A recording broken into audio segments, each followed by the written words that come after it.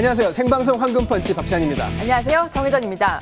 네, 온 국민이 신용카드 개인정보 유출, 또 조류 독감으로 걱정입니다. 그러나 지방선거를 앞둔 정치판은 갈수록 말이 복잡해지고 있어요. 그래요. 복잡한 속마음을 가리려니까 말이 복잡한지는 모르겠는데 그 속을 같이 풀어보겠습니다. 자, 경륜의 정치원로 두 분 나오셨는데요. 이영일 전 의원, 최재욱 전 의원 나오셨습니다. 안녕하십니까? 안녕하세요. 네. 자, 먼저 오늘의 핫 이슈를 짚어보는 프리미엄 백자 토크 첫 번째 주제를 한번 볼까요? 자, 박 대통령 겨냥 박근혜 즉사 리트윗 파문.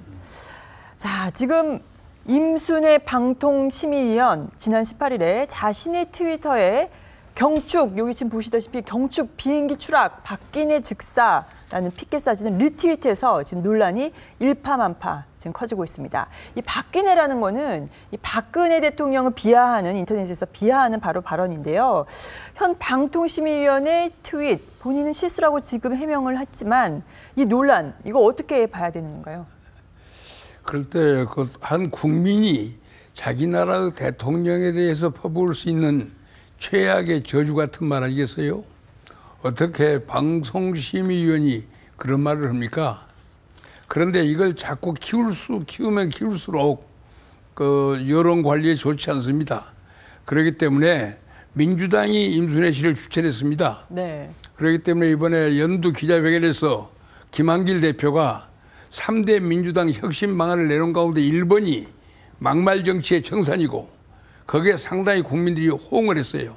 그렇기 때문에 임순애 씨 문제는 막말 정치의 청산을 공약한 김한길 대표에게 위임해서 네. 그분이 알아서 처리하도록 좀 국민들이 맡겨줬으면 좋겠어요. 지금 새누리당에서는 뭐 사퇴를 해라라는 지금 왜냐하면 막말 정치 청산을 공약했는데 민주당의 추천은 김한길 대표가 추천은 임순애 씨가 막말에 극치를 달렸다.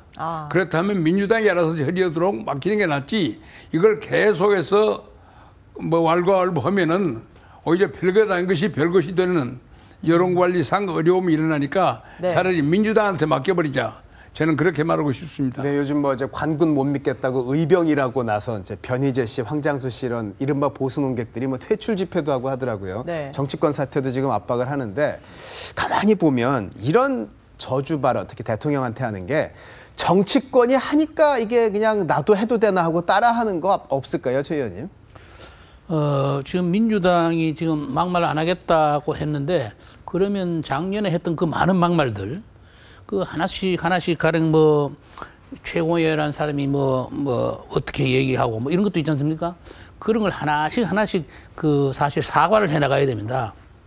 그리고 이번도 이 민주당이 추천한 방통위 교양방송특위위원회라는데 뭐 교양은커녕 인간으로서 자세가 안 됐습니다. 그러니까 이제 방금 이영일 의원 말씀 맞다나 이것은 민주당이 추천한 분이니까 이것을 퇴출 안 시키면은 계속 민주당의 간표위원으로 갑니다.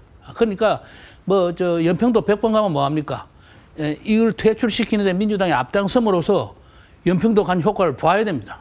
그런데 사실 언론단체 출신이셔서 민주당이 오히려 그 눈치를 더 보는 면도 있는 것 같아요. 그러니까 이걸 민주당이 나서서 퇴출시키냐 안 시키느냐 거기에 따라서 우클릭한 김한길 대표가 진정성이 있느냐 없느냐가 달렸다 이래 보면 됩니다. 그렇군요. 두 번째를 볼까요? 네, 두 번째 프리미엄 뉴스. 네. 서태지 이지아 이혼 소송이 청와대 작품이냐 이게 네. 무슨 얘기냐면 여의도 연구원에서 오늘 괴담 토론회에서 나온 얘기인데. 그렇죠. 보시면 그러니까 서태지와 이지아가 이혼한 거가 이 기사가 이제 그 발표가 났잖아요. 소송 발표가 13분 전에 BBK 사건 판결 기사가 떡하니 났다. 그러니 이게 뭐 법무부도 같다. 이명박 대통령의 BBK 사건을 덮으려는 음모로 이걸 냈다. 뭐 이런 얘기 같아요. 네.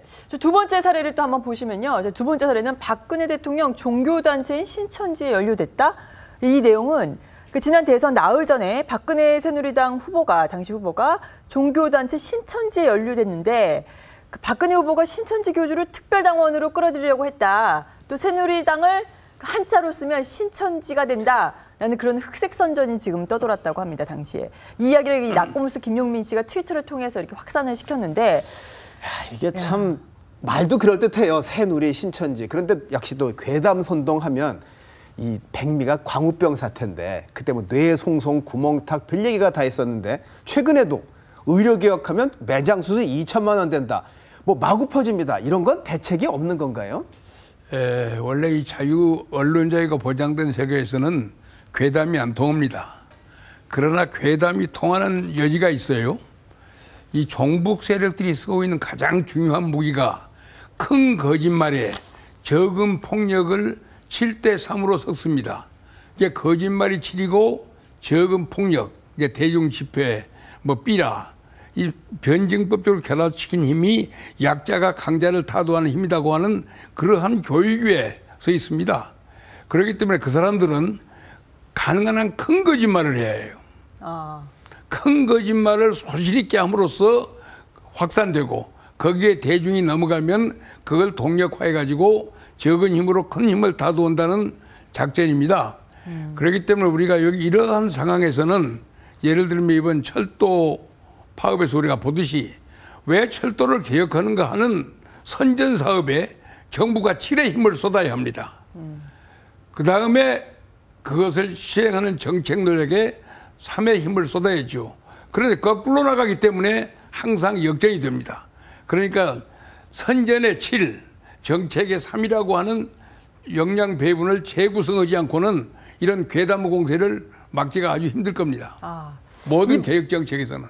예, 이번에 괴담의 이 토론회의 제목이 괴담 장난인가 장사인가입니다. 실제 괴담이 조직적으로 퍼지는 것을 어떤 분들은 괴담 비즈니스다라고까지 표현을 하는데 최 의원님은 어떻게 생각을 하시나요? 이게 비즈니스적인 측면이 있기도 할 것입니다. 우선은 이걸로서 무슨 돈이 된다든가 선전 자기 뭐 선전 그 뭘 만드는데 도움이 된다든가 이것도 있겠지만은 기본적으로는 이걸 가지고 정치적으로 덕보는 대가 있느냐 이게 문제입니다. 근데 이게 이제 이 괴담이 자꾸 퍼지는 것은 온 국민의 인격이 걸린 문제니까 여기에서는 여야의 이해를 떠나서 여야가 합심해서 괴담을 막는데 무슨 제도를 만든다든가 또는 행정부에 큰 권한을 준다든가 이런 대책이 있어야 되겠습니다. 이것을 뭐 여당만 추진한다고 하면 또 언론 자유를 막느니 뭐니 온갖 그게 생기니까 여야가 합의해서 국회에서 어떤 제도를 만들어야 됩니다. 이건 나라 그 격에 달린 문제입니다. 여야 차원의 이익을 생각하는 문제가 아닙니다. 자, 그럼 또 세 번째 주제를 또 한번 보겠습니다. 프리미엄 백자토크 세 번째 주제. 북한 청년들 군대 안 가려고 뇌물 공세? 자, 이거 프리미엄 조선에 대한 기사를 보시면 자, 90년대에는 그 북한 청년들이 사실 군대를 가면 배는 골지 않는다라고 해서 군대를 갔는데 최근에 부유층들 사이에서는 뭐 뇌물 주기, 뭐 병력서 위조 등 군대를 빼내는데 아주 지금 난리가 났다고 하는데 여기에 이제 배고파서 이제 탈영을 하는 군인들까지 있다고 합니다. 이 내용을 보면 사실 병역비리 우리나라만 있는 줄 알았는데 지금 북한에서도 이렇게 자행되는 거 보면 거의 뭐 군 기강이 땅이 떨어졌다 이렇게도 볼 수 있을 것 같아요. 지금 성군 정치를 해온 게 한 20년 됩니다. 성군 해가면서 군 강화를 했는데 결과적으로는 경제적으로 어렵다 보니 군에게 식량 배급이 안 돼요. 그렇기 때문에 군인들이 인민군이 인민들의 농장을 습격해서 그 식량을 뺏어가는 그런 일이 속출했어요. 그런데 최근에 들어오니까 이제는 군에 의해서 장기적으로 먹고 사는 것보다는 나가서 장마당에서 장사하고 밀수하는 것이 훨씬 더 살기 좋은 방법이다. 군대 안 가도 살 수 있다. 그렇기 때문에 현재 북한 이런 현상은 지금 북한의 사회 기강이 거의 한계점에 접근하고 있는 그 현상인데 그런데 군대 안 갔다 와가지고 북한에서 또 살아가는 방식도 없기 때문에 나는 이 기사 전체를 믿을 수는 없습니다만은 북한이 상당히 어려운 사회 기강의 한계점에 접근해가고 있지 않는가 그걸 예단할 수 있다고 생각합니다. 그렇군요. 자, 그러던 망명설이 있던 지금 김정은의 이복형 김정남 지금 말레이시아 식당에서 최근에 목격이 됐다고 하는데 자, 그 김정은은 김정남을 자, 앞으로 어떻게 할 걸로 최 의원님이 예상을 하시나요? 몇 년 전에 한국 그 텔레비전에 김정남이 찍힌 일이 있습니다.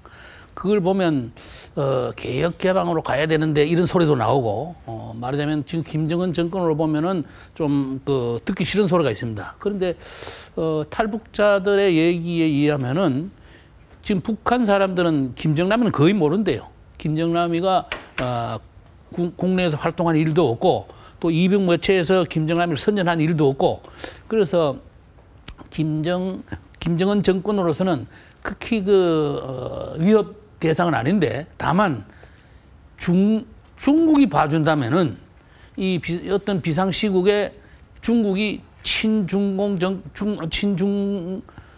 정권을 세우기 위해서 가령 김정은이 무슨 탈이 난다든가 제거가 된다면은 그 대신에 내세울 인물이 되지 않겠느냐. 그런 측면에서 어떻게 제거를 할 그게 될지는 모르죠. 그 가능성은 아무도 생각하지 못하니까. 그래서 말하자면 친중 중국 교포들이 많이 사는 나라 그런 데에서 좀 말하자면 피신해 있는 겸해서 가 있는 게 아니냐 이런 생각이 듭니다. 네, 그럼 본격적인 좀 정치 이슈로 한번 넘어가겠습니다. 자, 먼저 창당을 하느냐 마느냐 말이 많았던 안철수 신당 오늘 결국 3월 말에 창당을 하겠다고 선언을 했어요. 네, 안철수 의원이 전하고 좀 달라졌어요. 기초 정당 공천제 폐지 이런 거 막 적극 나서고 서울시장도 민주당한테 양보하라고까지 얘기를 하는데 그러나 또 약간 꺾였다는 얘기도 있습니다. 안철수 신당 태풍이 됩니까? 아니면은 그냥 좀 꺾일 것 같습니까? 글쎄, 어떠한 정치운동도 시대의 흐름과 관계없이 국민의 관심을 모으는 것은 아닙니다. 제가 볼 때는 우리 안철수 씨가 제일 먼저 정치에 발을 들여놓을 때 현재의 정치에 대한 국민들의 식상을 제대로 읽은 것 같아요. 그리고 이때야말로 새 정치가 솟아날 기회다. 그렇게 판단한 것 같았는데 처음에 정치에 졸지에 출발해서 갑자기 대통령 후보로 거론되니까 그 뜬 인기에 경험도 없는 사람이 왔다 갔다 하다가 결과적으로는 조직과 선전에 능선응대한 박원순 씨 시장 당선의 불쏘시개가 되어버리고 민주당의 신구파 갈등에 끼어들었다가 결국은 문재인 후보의 후보 옹립에 불쏘시개로 끝나버리는 참 비싼 대가를 치렀잖아요. 그 이후에 미국 갔다 오고 국회에 입성한 후에는 정치 경험이 좀 생겼는지 또는 팀워크가 강화되는지 요새는 여러 가지로 결기도 보이고 그런 활동을 하고 있어요. 그렇기 때문에 현재 이 자세로 계속 밀고 나가면은 지금 우리가 볼 때는 새 정치에 민주당이 적어도 국민적인 신뢰를 회복하지 못한다 하면은 제3당의 출연을 바라는 국민의 여망에 틈타서 상당한 영향력을 갖는 세력으로 성장할 가능성도 엿보입니다. 합당 전에 YS당, 통일민주당 한 70석 그 정도까지 갈 수 있을까요? 아니 그렇게는 지금 이번에 지방자치단체 선거라는 게 정치적으로 큰 태풍은 일으킬 수 없습니다. 그러나 일단 창당이 되고 나면은 국회의원들을 여야 또는 무소속에서 끌어올 수가 있어요. 그렇기 때문에 현재의 지금 여야의 대결 구도, 좀 여야가 대화가 안 되면은 딱 국정이 마비되는, 국회가 마비되는 상태인데 이때 만일에 정계 개편을 통해서 안철수 신당이 한 10명 정도의 의석이라도 확보한다. 그러면 이 국회 선진화법 제재에서 얼마인지 캐스팅 보트를 줘요. 그래서 잘하면은 한국 정당판 삼국지를 만들 수 있는 가능성도 있습니다. 아니 그런데 장하성 교수나 아니면 오거돈 전 장관 그리고 김부겸 의원 안철수 신당에서 러브콜을 보내는 의원들은 모두 다 손사래를 치면서 거부를 하고 있는데 그래서 안철수 신당이 아바타 아니냐 이런 얘기까지 나오는데 누구를 데리고 도대체 선거를 치른다는 건지 의문인데요. 지금까지는 사람이 안 모인 것이 심지어 어떤 평론가는 6.4 지방선거 전에 안철수 당이 안 생긴다. 그 뒤로 미룬다. 이런 얘기까지 나왔거든요. 그런데 오늘부터는 좀 달라질 것 같아요. 이제 창당 로드맵을 딱 내놨으니까. 그리고 사람이 또 안 오는 데는 또 이 당이 과연 될 것이냐 안 될 것이냐. 이제는 안철수 후보를 잘 보고 있습니다. 지금 오늘 어느 신문에 칼럼이 났지만은 안철수 후보는 하객진에 자기가 들어가야 된다 이지. 하객진. 지금 오늘 윤여준 의장이 얘기했잖아요. 17군데 다 낸다고. 17명을 하객진으로 이래 만드는데 이 가운데에 안철수 후보가 있어야 된다 이거예요. 거기서 발을 빼고 17 좀 다른 사람을 내세우고 자기는 먼 데서 쳐다보고 있으면 이 당은 안 된다고 보는 거예요. 그래서 이 하객진 한가운데 안철수 후보가 가령 서울시장 후보든지 또는 서울시장 후보로 박원순 시장을 끌어내서 하객진 속에 놓고 자기도 어느 군데든지 후보로 들어간다면은 이건 폭풍을 일으켜가지고 방금 잘 안 왔다는 뭐 오거돈 뭐 대구에 또 누구 뭐 이런 김 후보 이런 사람들이 다 올 수, 이건 되는구나 하고 다 온다 이거예요. 직접 나서라는 말씀이시군요. 네. 안철수 의원이. 그러니까 몸을 너무 사리면은 지금 안철수 후보의 목적은 대통령 되는 거 아닙니까? 대통령이 되려면은 의석 순서를 이렇게 126명의 민주당을 그대로 두어서는 절대 오다면 대통령이 못 됩니다. 이걸 어떻게든 허물어뜨려 가지고 그중에 반수 이상은 자기 당으로 와야 되거든요. 근데 자기가 직접 선두에 안 나서고 어떻게 그 60명이나 70명이나 되는 야당을 끌어올 수 있습니까? 그런데 자기가 살신 성의로 나가느냐 안 나가느냐 달려 있는 겁니다. 네, 뭐 계속 지금 말이 많아요. 안철수 의원에 대해서 이제 여야의 맹공을 좀 보시면은요. 네. 윤상현 새누리당 의원, 야, 뭐 왕 의원이냐, 그러니까 뭐 네. 국회특위 해체하라고 하니까 하는 얘기죠. 박지원 의원은 이 정치 감각이 도무지 없는 것 같다. 그러니까 윤여준 전 장관 안캠프 최근에 가셨죠. 새 정치에 두려우니까 다 이렇게 공격을 하는 거다 하는데, 자, 이게 정치인들의 말이라서 의원님 두려워하는 겁니까? 왕의원 행세하는 겁니까? 아니면은 정치 감각 없습니까? 이분들 말 맞아요? 이 정치에서 가장 금기해야 할 사항이 상대방을 얕잡아보거나 무시하는 말을 하는 겁니다. 지금 윤상현 의원이나 박지원 의원 말이 상당히 무시하는 것 같은데 지금 안철수 신당의 바람은 제3세력, 새정치를 바라고 있는 국민의 여망을 등에 업고 있기 때문에 결코 과소평가하거나 얕잡아봐서는 안 되고 이것이 진정한 시대의 흐름으로 보고 거기에 어떻게 대응할 것인가를 지금 연구해야 할 때입니다. 그런데 좀 너무나 말들을 가볍게 하는 것 같은데 예를 들면은 기초정당제 공천 폐지 같은 게 있잖아요. 네. 기초단체장 정당 폐지다. 이건 여야의 공약입니다. 또 대통령의 공약이었어요. 그런데 예를 들어서 대통령의 공약 중에서도 기초노령연금제는 예산이 수반되기 때문에 국민의 납세 상황과 경제 상황에 따라서 조정이나 또는 유보가 가능하지만은 기초단체장 공천 폐지 문제는 의지의 문제입니다.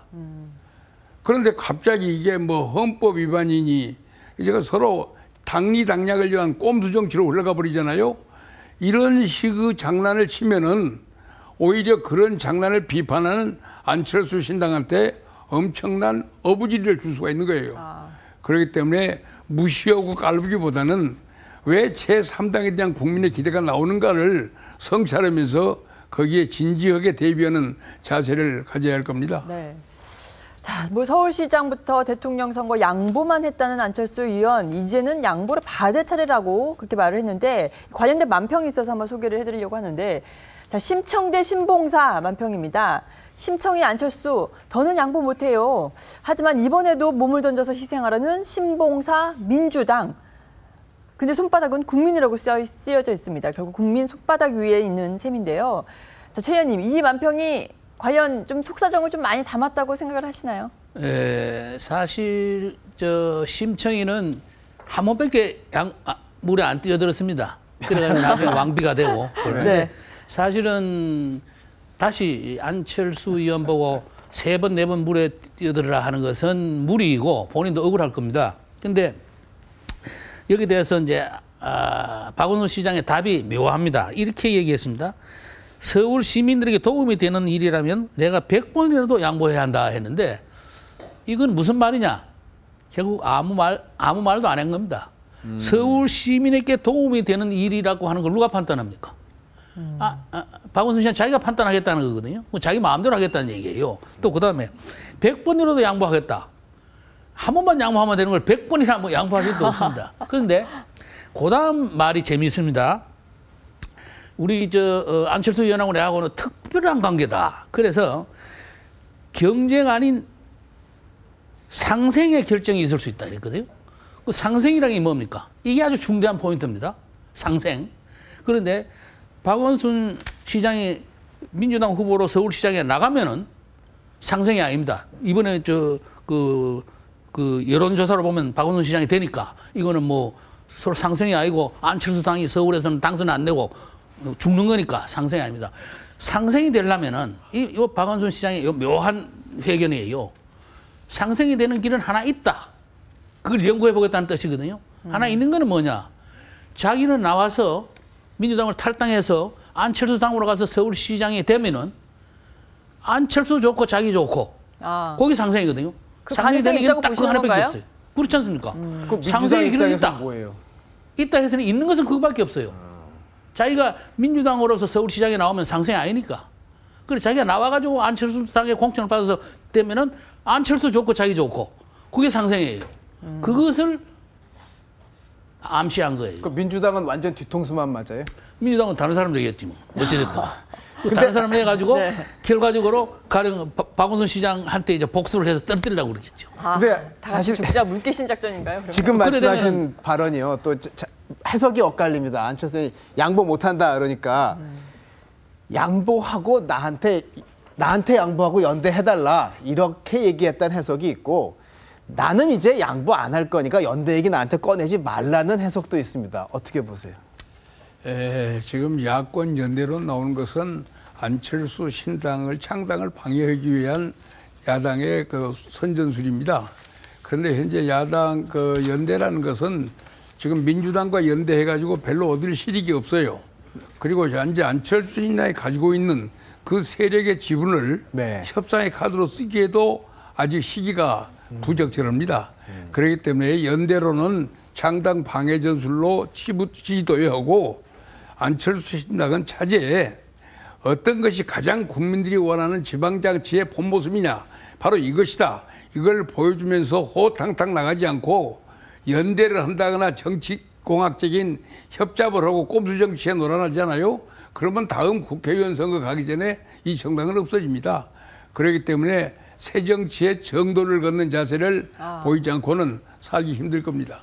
그런데 저 민주당 입장이 좀 여러 가지로 복잡하죠. 지금 보시면 텃밭 호남 지키기에 나선 민주당 김한길 대표가 한 얘기가 있는데 약무 호남, 시무, 민주 이게 원래 좀 국가였는데 말을 좀 바꿨네. 호남이 없으면 민주당도 없다. 또 다른 얘기도 밑에 있죠.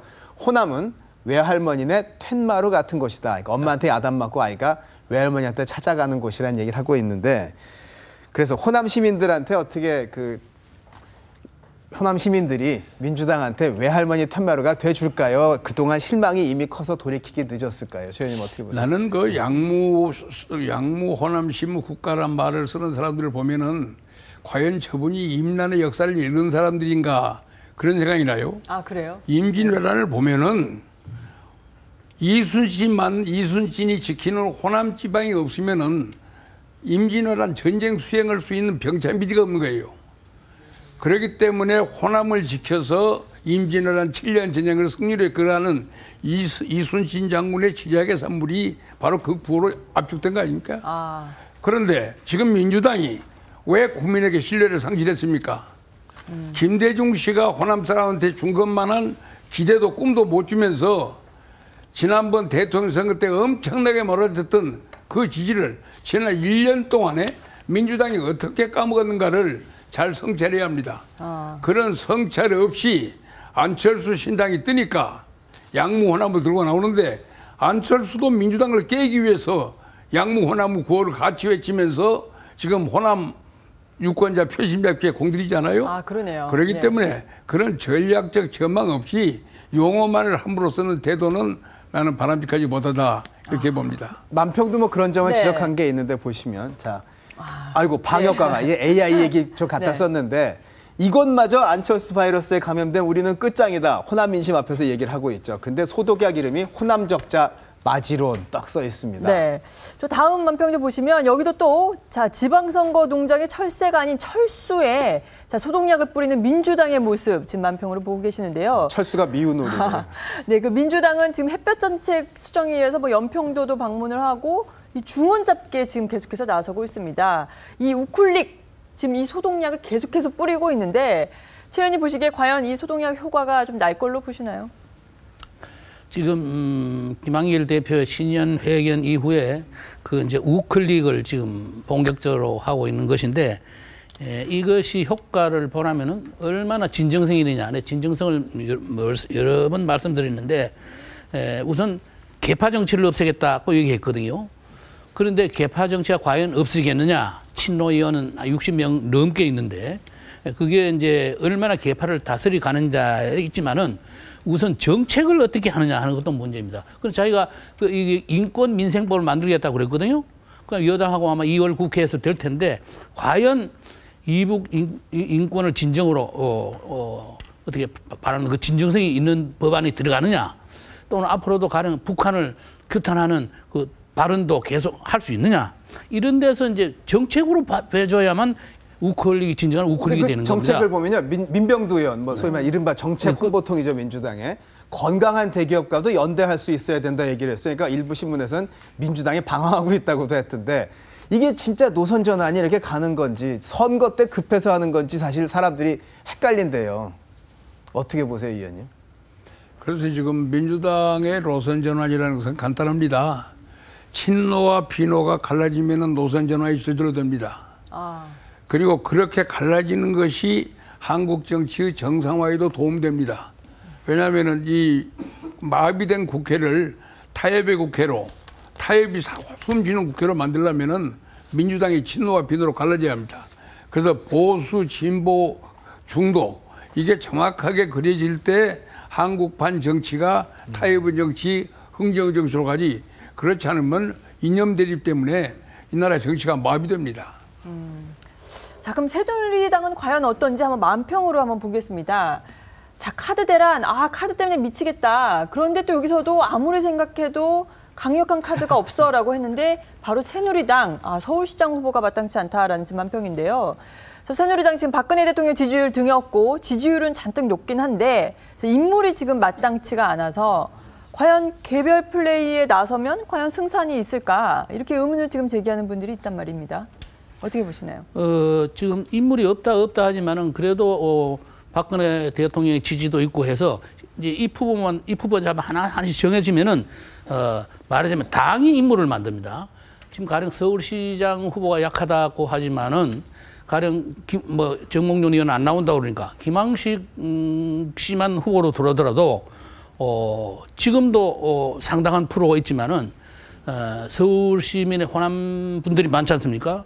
그리고 또 이 장기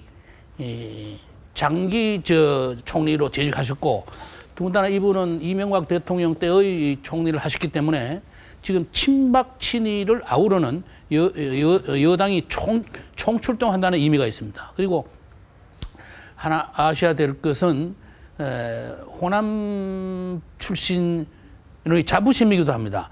호남 출신 후보 중에, 호남 출신 국무총리 중에 거의 유일한 부입니다.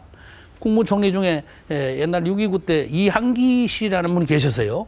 그분이 6.29 때 아주 고생을 하셨는데, 그런데 국회 투표를 안 거쳤어요.